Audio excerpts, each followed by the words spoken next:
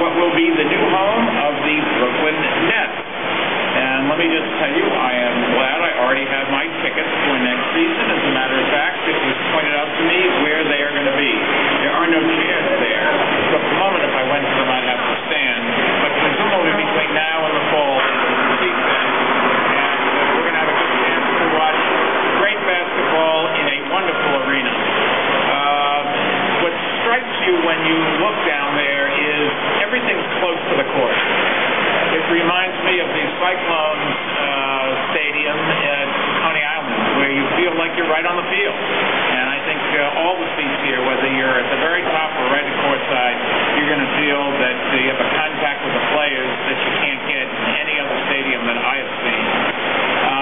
In the regular NBA season, the Barclays Center will host 41 games, but let me point out that Barclays will be more than the home of the Nets. It's going to be world-class all-around indoor arena, the first new one in New York City in more than 44 years, and the first one New York City ever built outside of Manhattan.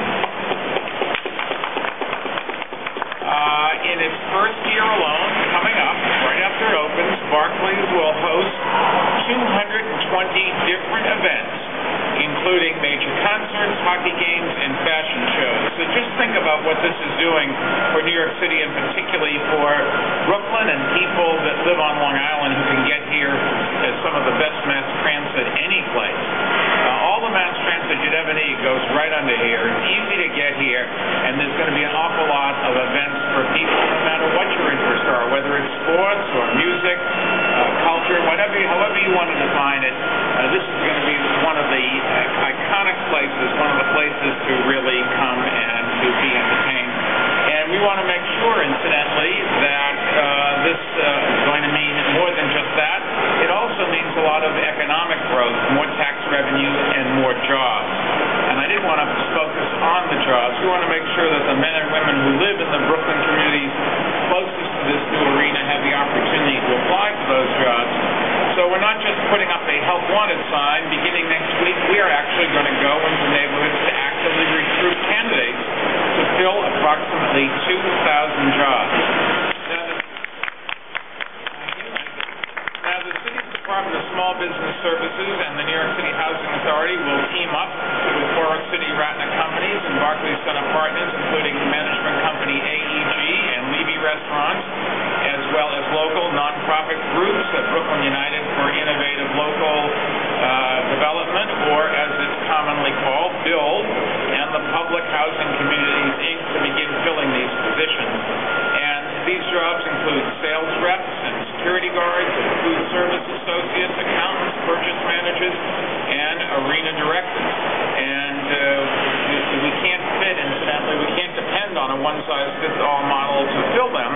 So that's why we've formed this unique partnership, and it's why we're taking every opportunity to see if there aren't steps we can have to ensure that local residents have every opportunity to get these jobs. They're going to have to be qualified, they're going to have to be the best, but we're going to reach out to local residents first, and I think given the diversity and the population of Brooklyn, people that love to live and really are Brooklynites, this group is going to have a great opportunity to get jobs, and Barclays is going to have a great opportunity to have a wonderful workforce. First, we are recruiting for these jobs through the city's Workforce One Career Centers, including the two that we have here in Brooklyn. If you remember, at the start of our administration, there was only one Workforce One Career Center. We've now launched a total of 15 centers in all 5 boroughs, including 8 that have opened since last July. And they include large standalone centers, smaller centers located in public libraries, and centers focused on specific industries. Many of these centers offer personalized career counseling, advice on job interviewing, and expert assistance in crafting resume and cover letters. And for New Yorkers looking to boost their qualifications or language skills, our centers also offer funding for occupational training. We've also expanded our online presence. Whether you're looking to get one of these new jobs or move up in your current career, I did want to encourage people to visit nyc.gov to learn more about our workforce initiatives.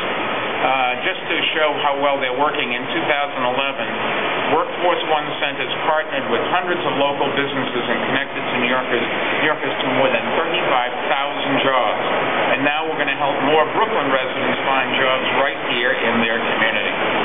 Second, the Nets, you should know, are giving priority for these positions to residents who live in the neighboring communities, graduates of Build Training Program, and NYCHA residents who live in the nearby Ingersoll, Whitman, Farragut, Atlantic Terminal, Wyckoff Gardens, Warren Street, Lafayette Gardens, and Gowanus houses. And beginning next week, Forest City, Radnor, and Barclays will begin meeting with the local community boards and elected leaders who represent the neighboring communities. Third, we will hold job fairs for these positions in June and July, and we'll choose the site for those fairs after consulting with local community groups. Now, the Barclays Center really is the crown jewel of the Atlantic Yards, and when it's completed, it's going to help make this area of Brooklyn one of the most dynamic environments anywhere in the world. The shopping and restaurants in downtown Brooklyn and cultural attractions like the Brooklyn Academy of Music, which will host several events here at Barclays, are all very nearby. We're walking distance from four of our city's most vibrant neighborhoods: Park Slope, Orem Hill, Clinton Hill, and Fort Greene. We're at the intersection where the commuter trains from Long Island arrive in Brooklyn, and where many of our subway lines converge, and all of Midtown and downtown Manhattan, not to mention a huge swath of Long Island, is no more than a 20-minute train ride away. So this new center is going to be not only a major asset to Brooklyn, but it's going to be a big economic contributor for all New York City, too, and it's going to be another of the major attractions for the millions of people who visit our city each year. Making this day possible, as you can imagine, as you have read about, took a lot of hard work and dedication from a lot of people. But the driving vision behind this building and this arena belongs to one man in particular, and that's Forest City Radnor Company's chairman and CEO, Bruce Radnor. He is a neighbor of mine. He's a friend of mine. This is a guy who's made an enormous difference, and every day when I walk out of City Hall, I think of you when I look at your apartment building right across the street. You want to say a few things? Still some vacancies. Still some vacancies if anybody wants.